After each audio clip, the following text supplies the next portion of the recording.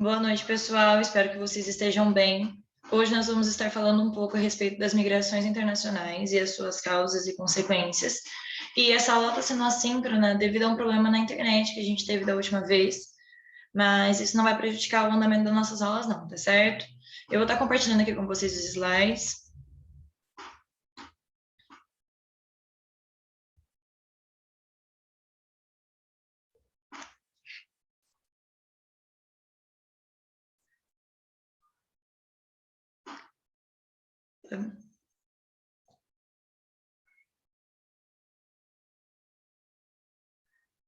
Certo? Primeiramente, para que a gente possa estar entendendo um pouco mais a respeito das migrações internacionais, é necessário que a gente tenha em mente o conceito de fluxo populacional. E esses fluxos populacionais, eles foram incrementados a partir do desenvolvimento do sistema de transporte, sejam eles os transportes rodoviários, os hidroviários, os ferroviários ou os aéreos, e das telecomunicações também, que foram o advento da globalização, que a gente falou em aulas anteriores. Porque o desenvolvimento desses sistemas de transporte, eles ofereceram uma maior mobilidade às pessoas em todo o mundo. Segundo a ONU, que é a Organização das Nações Unidas, aproximadamente 175 milhões de pessoas elas vivem fora do país de origem atualmente. Os fluxos populacionais entre os países, eles são denominados migrações internacionais.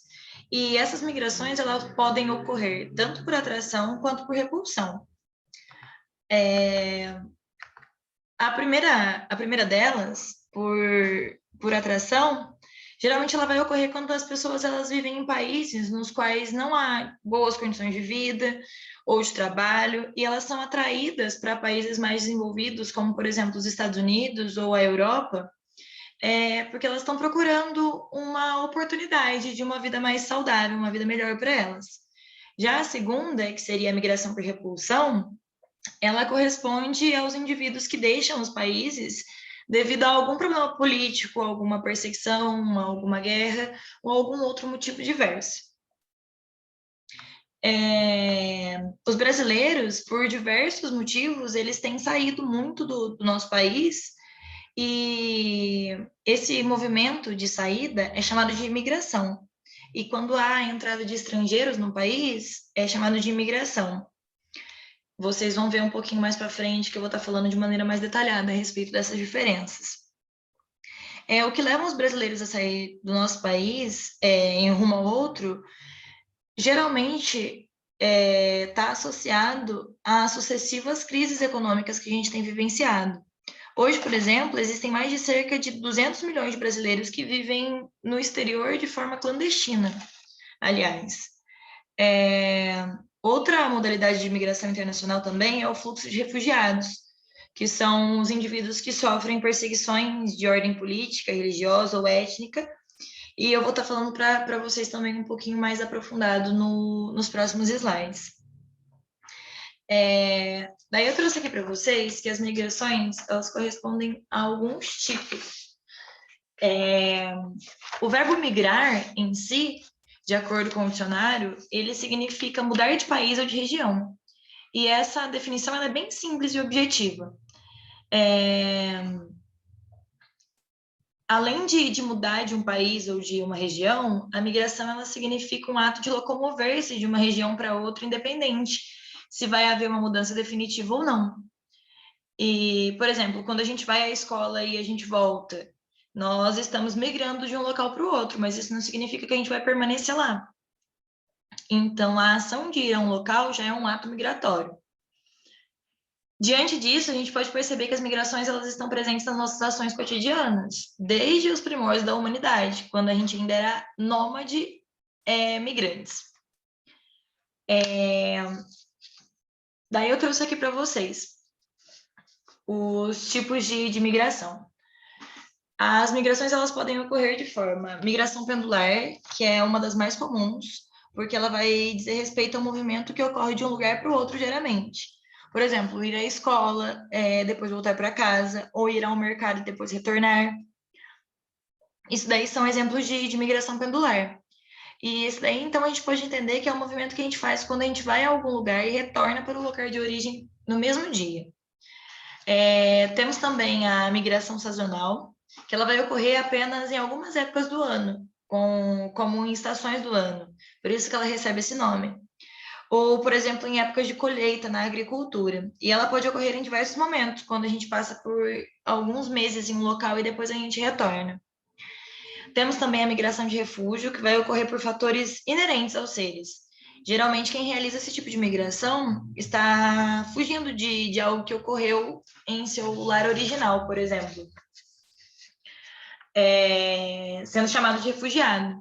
E essa fuga ela pode ser associada a fenômenos climáticos, a guerras políticas, a crises econômicas, dentre outros. A gente tem também a migração transhumância, que ela é bem parecida com a migração sazonal, mas ela vai ocorrer em épocas específicas. Esse movimento ele vai ser muito comum nas plantações de cana-de-açúcar, quando os trabalhadores vão para as fazendas fazer na época de colher a cana. E essa colheita também pode ser de outros aspectos, de outros frutos, de outros alimentos.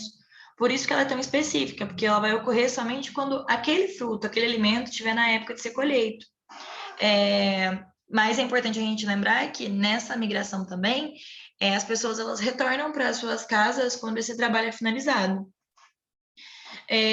Temos também o êxodo rural, que é um movimento que vai acontecer quando a população rural deixa o campo e parte para a cidade. Isso daí seja em busca de novas oportunidades ou moradia, ou seja mesmo para mudar os ares, para querer fazer uma mudança. O êxodo urbano que é o reverso do êxodo rural, ou seja, quando a população urbana ela deixa a cidade e vai para o campo. A gente também tem a migração interurbana, que vai ocorrer entre as cidades, e ela é muito comum em áreas conurbadas e em regiões metropolitanas. A gente vai ter uma aula específica sobre conurbação, que vocês vão entender melhor um pouquinho sobre isso. A gente tem também a migração intrarregional, que é realizada internamente nas regiões, como, por exemplo, de São Paulo a Rio de Janeiro. Ou seja, essa migração está realizada dentro da região sudeste. Temos a migração interregional, que ela é muito comum em épocas de festividade, perdão, e de férias, que é quando ocorre de uma região para outra. Por exemplo, sair de Goiás para ir para a Bahia passar as férias, que seria a migração do centro-oeste para o nordeste. Temos o nomadismo, que ele é realizado na forma contínua, que é de um local para o outro, e é muito comum nos primórdios da humanidade, sendo raro atualmente, mas a gente ainda consegue ver pessoas que são tratadas e vivem como nômades. E tem a diáspora, que é quando uma população inteira é dispersada de uma região local, seja à força, como aconteceram com os negros na época da escravidão, ou seja de forma espontânea, como aconteceu com os hebreus quando eles saíram do Egito Antigo. Tá certo? Nos slides aqui não está na ordem que eu estou falando, mas todos esses tipos de migração estão aqui, tá certo? Eu vou estar disponibilizando também depois um resumo que fala mais detalhadozinho um pouquinho de cada uma dessas migrações. Vamos falar agora um pouquinho sobre a migração no Brasil.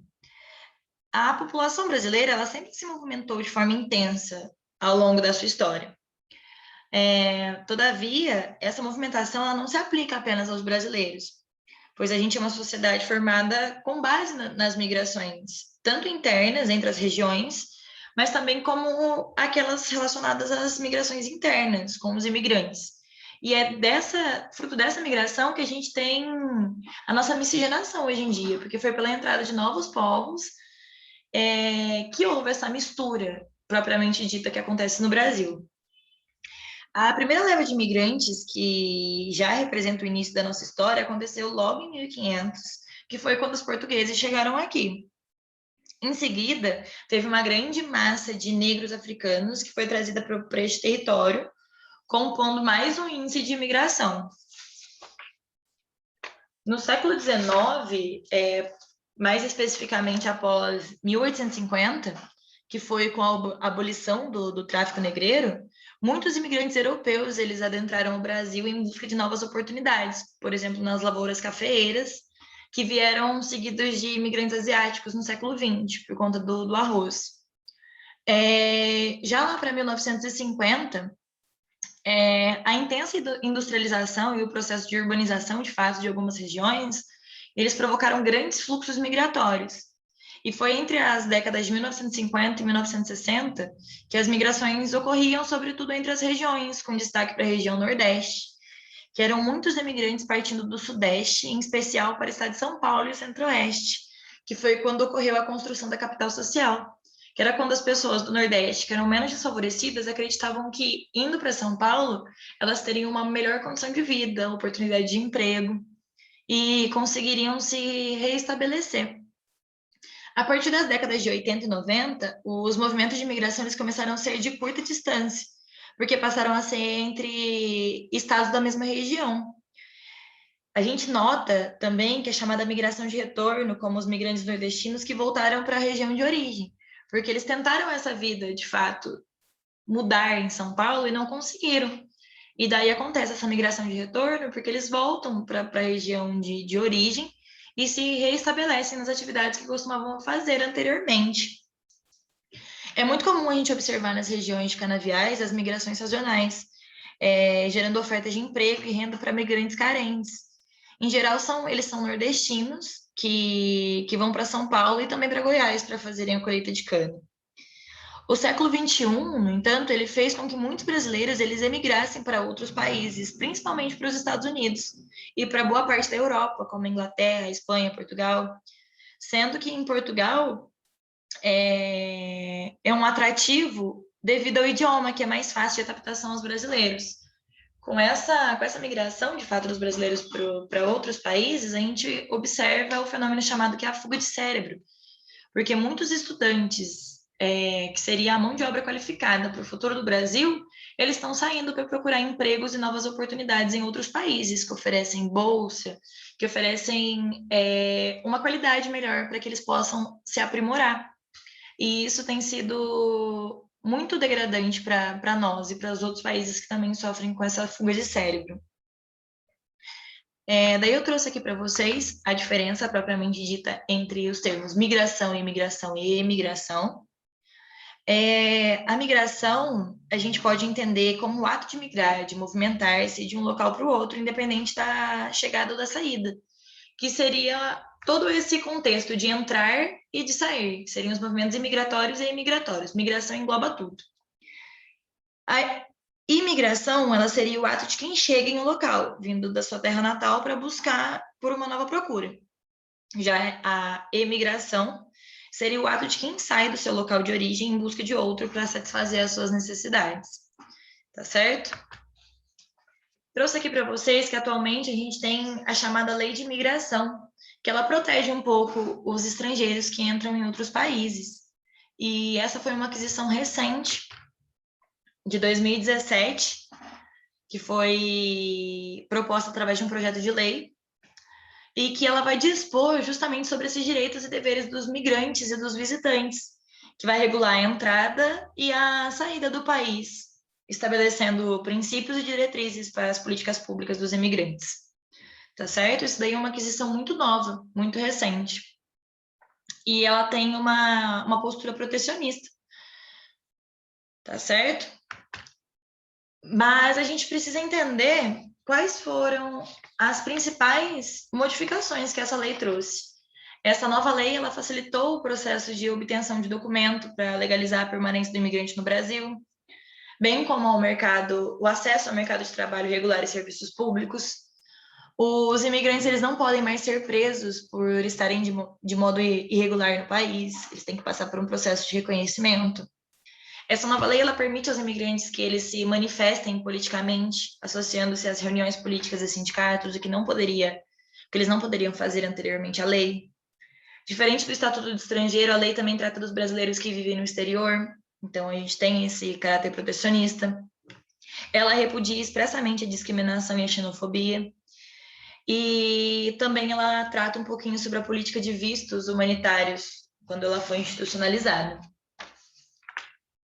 É sempre importante a gente debater essa questão e se fazer essa pergunta do motivo pelo qual as pessoas migram. Por que as pessoas migram?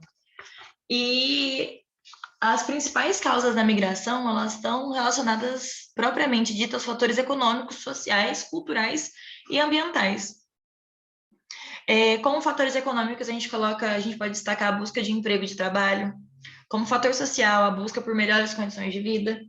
Como fator cultural, a busca por uma identificação cultural, porque às vezes as pessoas elas não se encontram dentro daquele país de origem. E fatores ambientais também, como, por exemplo, a busca por locais em que não haja problemas ambientais. No Japão, por exemplo, o índice de terremoto lá é extremamente grande. Não são todas as pessoas que se adaptam com essas condições, por isso elas migram.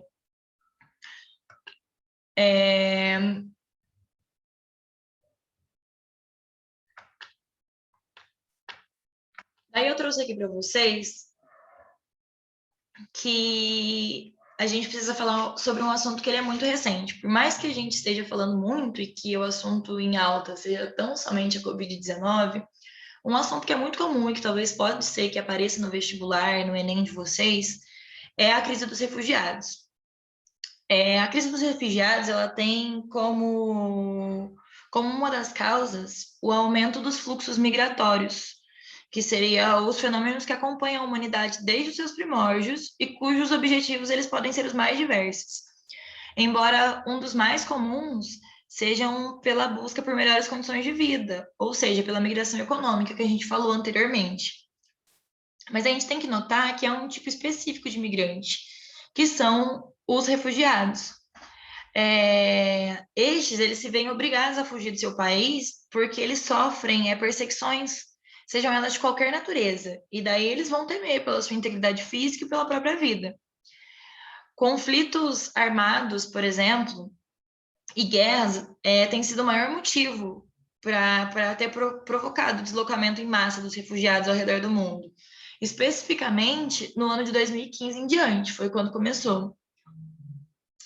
Embora inicialmente eles se desloquem no limite das fronteiras do seu país, em situações drásticas, eles se veem fazendo necessário buscar asilo em outros países vizinhos. E, por vezes, em países muito mais distantes, sendo muito difícil retornarem para suas famílias. Esse tipo específico de imigrante, ele foi reconhecido na década de 1950, que foi quando tornou-se protagonista da agenda dos países e organismos internacionais. E também quando houve o ingresso da massa desses refugiados no continente europeu, certo?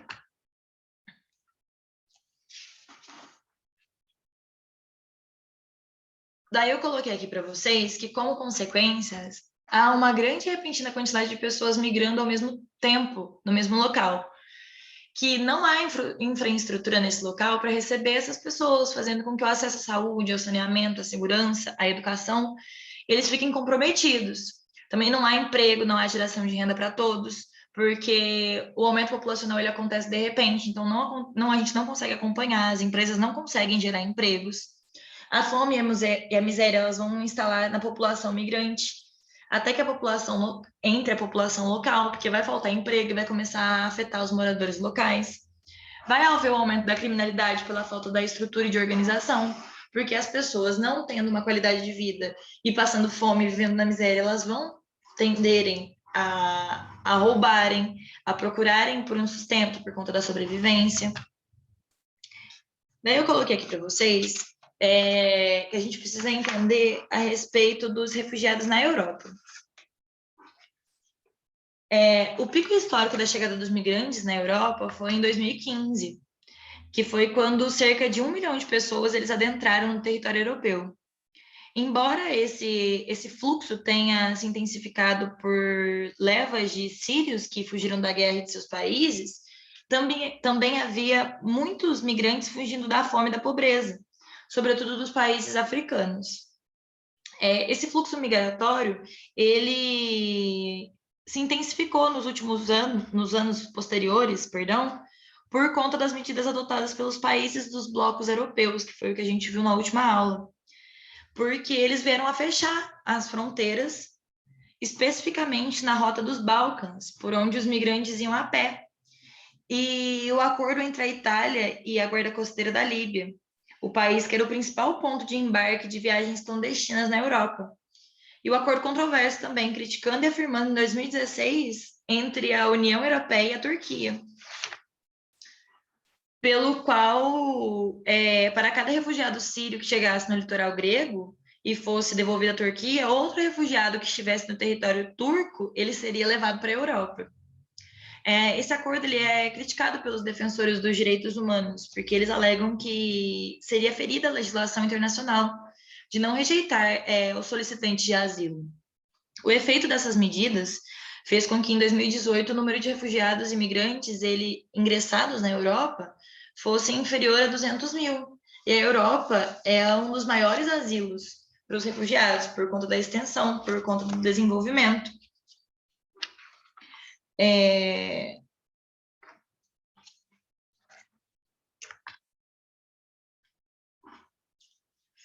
Antes de falar da xenofobia, eu quero falar para vocês a respeito das principais rotas dos refugiados. A crise dos refugiados, ele consiste em um fenômeno antigo, muito embora ele esteja em alta atualmente. Nessa crise mais recente, que começou a partir de 2015, por conta da guerra civil que tem aterrorizado a Síria, as rotas dos refugiados elas foram diferentes das crises anteriores. Uma vez que a conjuntura geográfica onde se desloca um conflito que motiva a crise, ela é determinante para a formação dos itinerários de fuga. O comum é que, inicialmente, os refugiados eles desloquem-se dentro do seu próprio território, e quando isso não é mais possível, eles vão cruzar as fronteiras para outros países vizinhos. Os refugiados sírios, por exemplo, eles não foram diretamente para a Europa quando a crise ela começou a se intensificar, mas para os países mais próximos, como, por exemplo, a Jordânia, o Líbano, a Turquia. Chegando a números exorbitantes em 2019 em outros países, como, por exemplo, 3,3 milhões de refugiados sírios fugindo das guerras civis. E isso daí vai representar aproximadamente metade de todos os refugiados sírios ao redor do mundo. Esse fato de procurar asilo nos países fronteiriços dos seus países de origem é um dos principais motivos para que 85% dos deslocados eles estejam abrigados em países em desenvolvimento, que foi isso mesmo que eu disse para vocês a respeito da Europa, que é uma oportunidade das pessoas se estabelecerem lá por conta do desenvolvimento do país. O país com o maior número de refugiados no mundo em 2018 era a Turquia. Em segundo lugar, vinha a Uganda e o Paquistão. Em terceiro lugar, o Líbano. E para efeito de comparação, a Itália, nesse mesmo ano, tinha em média 150 mil refugiados e 180 mil solicitantes de asilo, o que vai representar 1/3 do total de refugiados no Líbano. O maior número de refugiados estava, por exemplo, no Paquistão, na Turquia, no Líbano, e esses países, de fato, eles não são desenvolvidos tanto quanto a Europa para poderem abrigar esses refugiados. Mas foi exatamente por conta daquele acordo que eu falei para vocês que desestabilizou e essa crise se intensificou ainda mais, porque eles não tinham para onde ir. Eles estavam realmente vivendo em situação de miséria. A partir de 2015, esse fluxo ele foi se intensificando de imigrantes que tentaram entrar na Europa, e muitos deles eles iam para a Líbia, pois era um país ao norte da África, e tinha muitos contrabandistas que organizavam as viagens em embarcações precárias, e que elas realizavam travessias perigosas, e para fazer com que essas pessoas conseguissem entrar na Europa pelo mar Mediterrâneo, tendo como porta de entrada para esses continentes e países como a Grécia e a Itália. Só que essas travessias perigosas, não raras às vezes, acarretavam em morte, porque de fato era muito perigoso, e mulheres e crianças também realizavam essa travessia. Em 2016, segundo a ONU, mais de 5 mil pessoas elas morreram durante essas travessias pelo Mediterrâneo. Daí vocês entendem a gravidade dessas migrações e da não prestação de asilo pelos países mais desenvolvidos, como a Europa. Como causa da crise dos refugiados, a gente tem que essas crises humanitárias elas são movidas por migrações em massa e de forma milenar. Como eu disse anteriormente, por toda a história humana, houve situações em que as populações elas tiveram que fugir de perseguições, de fome, de guerra. Portanto, essas causas de crise que os refugiados eles precisam migrar, eles estão diretamente relacionados à violência, insegurança, ameaça de vida. E essas crises elas são motivadas por pobreza e fome, que são crises migratórias. Uma crise de refugiados ela só pode ser definida se a causa for uma perseguição ou guerra. Portanto, toda crise de refugiados é uma crise migratória, mas nem toda crise migratória é uma crise de refugiados, tá certo?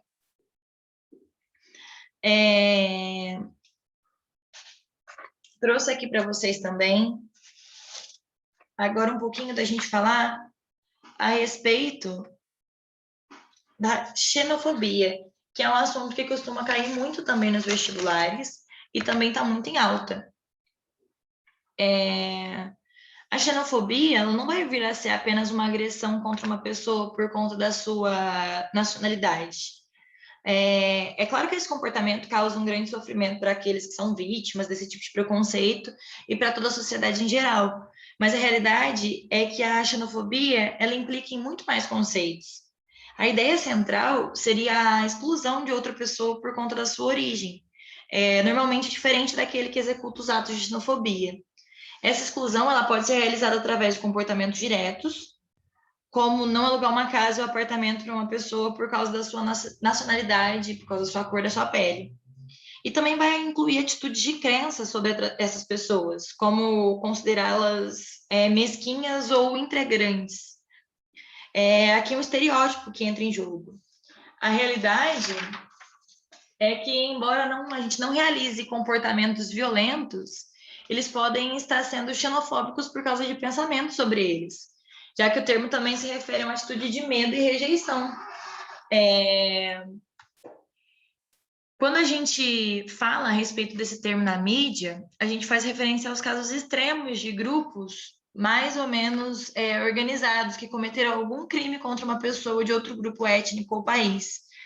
É exatamente aquele preconceito, aquela exclusão da pessoa que entra no seu país por conta de que essas pessoas têm em mente que ou as pessoas que entram vão estar roubando seus empregos, ou essas pessoas estão ali só por conta de serem de fato vadias, serem vagabundas, não entenderem de fato o contexto e a importância que se visualizar a preocupação da xenofobia nos dias atuais. Os fatores de risco. Se na maioria, na teoria, nós todos somos uma sociedade tão avançada, por que os casos de xenofobia eles aumentam constantemente? Muitos estudiosos eles acreditam que, devido à situação atual de incerteza que a gente está vivendo, seja um fator preponderante para a intensificação da xenofobia. Por exemplo, a gente já ouve várias ameaças terroristas que a gente viu se materializar perto da gente, praticada por pessoas de outras origens. O fato de existir esse fator comum vinculado aos ataques e agressões fazem com que ele seja um tipo de gatilho para a xenofobia. Por exemplo, quando a gente vê uma pessoa vestido com uma roupa árabe, por exemplo, com uma vestimenta escura, a gente tem a mania de associar isso aos homens bomba, às mulheres bomba, por conta das situações que a gente já viu se materializar anteriormente. O contexto em que a gente vive também atualmente, ele nos mantém em alerta, com ansiedade e medo, porque a gente está sempre preparado para fugir e atacar. E isso nos faz procurar culpados por esse mal-estar e essa insegurança que a gente vive no nosso dia a dia. Então, a gente tem o hábito de atribuir essa insegurança àqueles que são diferentes de nós, que estão entrando agora no nosso país. Além disso, a gente também tem o hábito de nos afastar dessas pessoas. E a falta de contato direto com pessoas de outras culturas impossibilita a gente comparar e eliminar essas ideias infundadas que a gente tem sobre o perigo que elas podem representar. Dessa forma, esse é um outro fator de risco importante para o desenvolvimento da xenofobia. A gente tem que se atentar a esses comportamentos que às vezes a gente tem até instantaneamente, a gente não percebe, mas a gente está tendo ações xenofóbicas. E como que a gente faz para prevenir essas ações, esses pensamentos que nós temos sobre xenofobia? Nós podemos facilmente deduzir que o primeiro passo para prevenir a xenofobia seria se aproximar e conversar com os estrangeiros, aprendendo um pouco mais sobre outras culturas. Isso, de fato, vai ajudar com que a gente empatize com eles e a gente entenda que essas pessoas, elas são comuns e que não são tão diferentes de nós. E, claro, a maioria não são terroristas que procuram destruir as nossas vidas. Só estão procurando uma nova oportunidade em um novo país, encontrou isso no nosso país de origem. Além disso, o fato da gente conhecer a história e os desafios pelos quais eles passam é uma maneira que a gente pode enfrentar essa exclusão que a gente tende a fazer. É importante também que sejam realizados pelas instituições governamentais programas de integração, de verdadeiras conexões entre esses países, onde os cidadãos comuns eles realmente conheçam as pessoas que vêm de fora e haja profissionais que possam intervir e mediar esses conflitos. Então, muito importante que a gente seja capaz de transmitir informações verdadeiras sobre essa situação, sem que sejam levados em conta os interesses políticos secretos que estimulam esse medo e esse ódio.